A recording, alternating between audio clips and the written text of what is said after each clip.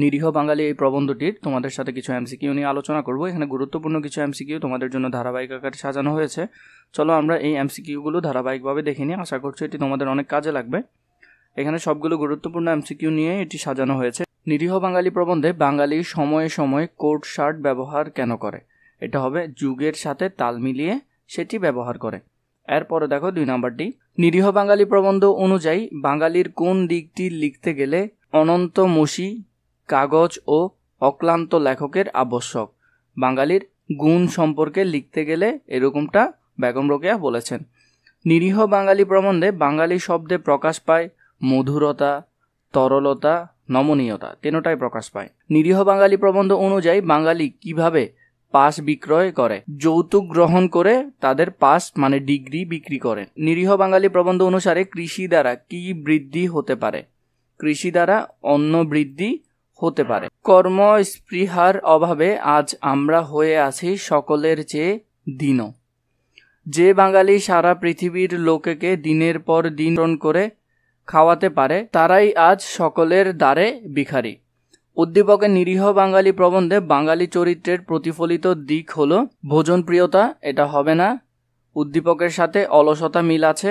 এরপর হলো কর্মবিমুখিতা, মানে আমরা কাজ করতে পছন্দ করি না কিন্তু পড়ালেখা করতে পছন্দ করি। উদ্দীপক হবে 3 নাম্বারটা, মানে হাতে কলমের কাজ আমাদের পছন্দ নয়। এই চারিত্রিক বৈশিষ্ট্যের কারণে বাঙালি আজ কোন পরিচয়ে পরিচিত? ওটা হলো মূর্তিমান পরিচয়ে পরিচিত। 8 নাম্বার দেখো, নিরীহ বাঙালি প্রবন্ধের নারীরা নিজেদের কি প্রমাণ করতে চায়? নারীরা তাদের অবলা প্রমাণ করতে চায়। 9 নাম্বার, নিরীহ বাঙালি প্রবন্ধটি কিসের উপর ভিত্তি করে রচিত? জাতির জীবনাচরণের উপর ভিত্তি করে এটি রচিত। বাঙালির পক্ষে দুর্ভিক্ষ নিবারণের জন্য পরিশ্রম করার চেয়ে আমেরিকার কাছ থেকে ভিক্ষা গ্রহণ সহজ, কারণ বাঙালিরা পরিশ্রম সাধ্য কাজে অনাগ্রহী। উত্তর 1 নাম্বারটা, বাঙালিরা আত্মমর্যাদায় বলিয়ান নয়, এটাও হবে। আমেরিকা সাহায্য প্রদানে আগ্রহী, এটা হবে না, উত্তর হবে। বেগম রোকেয়া সাখাওয়াত হোসেন কাকে মূর্তিমান কাব্য বলেছেন? বাঙালিকে মূর্তিমান কাব্য বলেছেন। নিরীহ বাঙালি প্রবন্ধে লেখক পাশ বিক্রয় বলতে কি বুঝিয়েছেন? এখানে পাশ বিক্রয় বলতে শিক্ষাকে বুঝিয়েছেন। হাল চাষের চেয়ে গরুর দুধ পান করা সহজ। উক্তিটিতে বাঙালির যে স্বভাব প্রতিফলিত হয় তা হলো নমনীয়তা, কর্মবিমুখিতা, আরামপ্রিয়তা। উত্তর হবে 3টা। বাঙালির এখানের মধ্যে 3টাই প্রতিফলিত হয়। নিরীহ বাঙালি প্রবন্ধে লেখক বাঙালি নামটিকে কি রকম বলেছেন? এটিকে শ্রুতিমধুর বলেছেন। নিরীহ বাঙালি প্রবন্ধে পাশ বিক্রয় বলতে বোঝানো হয়েছে শিক্ষা ব্যবস্থার দুর্বলতাকে। উত্তর হবে এটি যৌতুক প্রথাকে, এটি আমরা দেখেছি প্রবন্ধের মধ্যে। অপসংস্কৃতিকে, এটি হবে না, উত্তর হবে 1 এবং 2 নাম্বারটা। নিরীহ বাঙালি প্রবন্ধ অনুযায়ী ভারতের পুরুষ সমাজে বাঙালি কি? বাঙালি হলো পুরুষিকা। উত্তর হবে ক নম্বর, এটি প্রবন্ধে ছিল ডিরেক্ট। এর আগে তোমাদেরকে একটা কথা বলে রাখি, তোমাদের যদি এসএসসি লেভেলের দাগানো বই প্রয়োজন হয়, তোমাদের সবগুলো বই অনেক গোছালো আকারে দাগানো আছে পিডিএফ আকারে, সেখান থেকে ইনশাআল্লাহ তোমরা 100 এমসিকিউ কমন পাবে। তোমরা যদি বইগুলো নিতে চাও তাহলে নিচে ডিসক্রিপশন বক্সে অথবা এই নাম্বারে হোয়াটসঅ্যাপে মেসেজ দিলে হবে, অথবা নিচে ডিসক্রিপশন বক্সে আমাদের ফেসবুক পেজে মেসেজ দিলেও হবে। তোমরা বইগুলো নিতে পারো, সেখান থেকে ইনশাআল্লাহ 100% তোমরা কমন পাবে। খাদ্যের গুণ অনুসারে শরীরে পুষ্টি হয়। এখানে কোন পুষ্টির কথা বলা হয়েছে? এখানে শারীরিক ও মানসিক বিকাশের কথা বলা হয়েছে। নিরীহ বাঙালি প্রবন্ধে এক একটি পাসের মূল্য বলতে বোঝানো হয়েছে কনে পক্ষের চাওয়া যৌতুক, বর পক্ষের চাওয়া যৌতুককে। এখানে উত্তর হবে খ নম্বরটা, বর পক্ষের চাওয়া যৌতুককে এখানে বোঝানো হয়েছে। প্রান্তি জাতীয় জাদুঘরে ঘুরতে যায়, সেখানে মসলিন কাপড় দেখে সে অভিভূত হয়। প্রাচীন বাংলার কারিগররা সুনিপুণ দক্ষতায় এই মসলিন তৈরি করেছিল। এ জানতে পারে মসলিন ধারাবাহিকতায় কারিগররা এখনো জামদানি তৈরি করে। উদ্দীপকের প্রান্তির দেখা মসলিনের সাথে নিরীহ বাঙালি প্রবন্ধের কোনটি তুলনা করা যায়? হাওয়াই শাড়ির কথা তুলনা করা যায়। আমরা প্রবন্ধের মধ্যে হাওয়াই শাড়ি পরার ব্যাপারটা দেখেছি।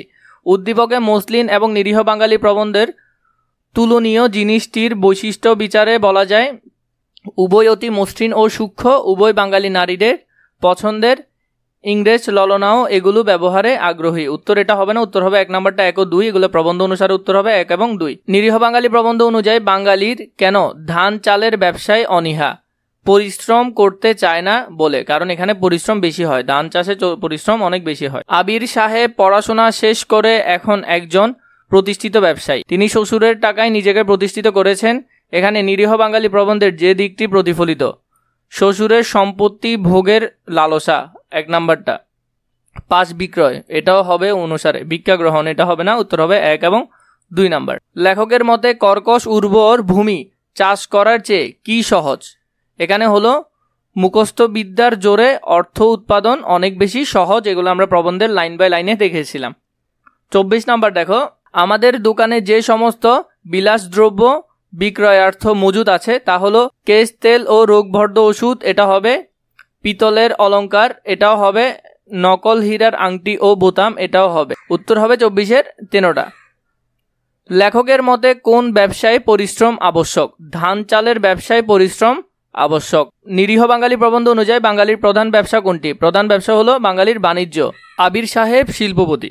একজন গরিব লোক তার ছেলের জন্য কিছু অর্থ সাহায্য চাইলে তিনি অপারগতা জ্ঞাপন করলেন। ইয়াসির আরফাতের মৃত্যু দিবস পালন উপলক্ষে আয়োজিত অনুষ্ঠানের সভাপতির পদটি নিলেন। উদ্দীপকটিতে প্রবন্ধের যে কথাটি প্রতিফলিত হয়েছে, রাজ্য স্থাপন করা অপেক্ষায় রাজা উপাধি লাভ সহজ, এটা হবে উত্তরে। শিল্পকার্যের পরদর্শিত হওয়া অপেক্ষায় এই ডিগ্রি, এখানে সাথে এটা মিলবে না।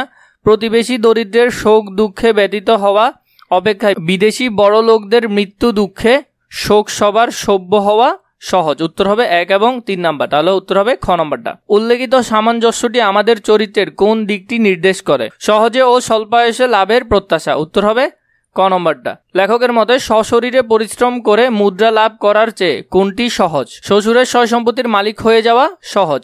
নিরীহ বাঙালি প্রবন্ধের আইন চর্চা করা অপেক্ষায় কোন বিষয় জ্ঞান চর্চা কঠিন? কৃষি বিষয় জ্ঞান চর্চা করা কঠিন। তোমাদের যদি এসএসসি লেভেলের বইগুলো প্রয়োজন হয় আমাদেরকে বলবে, অথবা তোমাদের যদি আরও এমসিকিউ প্রয়োজন হয় তা নিয়েও কমেন্ট করে জানাবে।